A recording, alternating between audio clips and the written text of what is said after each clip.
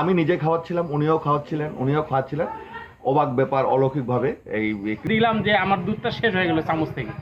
সন্ধ্যা থেকে 7টা থেকে বলেন যদি মানে দুধটা নাই আর, এটাই আমি পাইলাম যে আমার মুখে যে দিলাম ঠাকুরের মুখে, আমি কিন্তু দিলাম যে আমার দুধটা শেষ হয়ে গেল চামচ থেকে। সন্ধ্যা থেকে 7টা থেকে বলেন যদি মানে 1 চামচ যদি খাওয়া প্রতি ভক্ত বাচ্চাগুলো কিন্তু খাওয়াইছে। কিন্তু শ্রীকৃষ্ণ আমাদের ভগবান, এটা আমরা বিশ্বাস করি।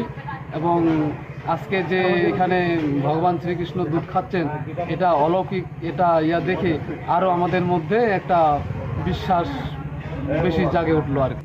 মোবাইলে দেখছি গোপাল ঠাকুর দুধ খাচ্ছে, গোপাল ঠাকুরের দুধ খেয়ে আমার আত্মাটা খুব শান্তি হলো। এখানে মানে আমার বোন আমাকে ফোন দিয়ে বলছিল যে দিদি তুই তাড়াতাড়ি স্নান করে একটু যা, গোপাল দুধ খাচ্ছে। পরে আমি বললাম ঠিকই, ও কাছে হ্যাঁ ঠিকই তুই যা, তাড়াতাড়ি যা।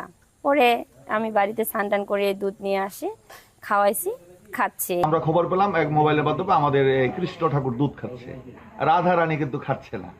তো এর এই মাঝখানে আমরা আবার ভাবলাম যে বিশ্বাস আমাদেরও হচ্ছিল না, তখন আমরা এই 3 জন মিলে আবার চলে আসলাম।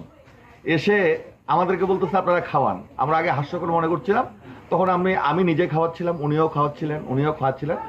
অবাক ব্যাপার, অলৌকিকভাবে এই কৃষ্ণ ঠাকুর দুধ খাচ্ছে। এই মানুষজন আসছে যাচ্ছে, আমরা এই অবস্থায় আছি, এখনো দুধ খাচ্ছে, এখনো খাওয়ানো হচ্ছে আর কি।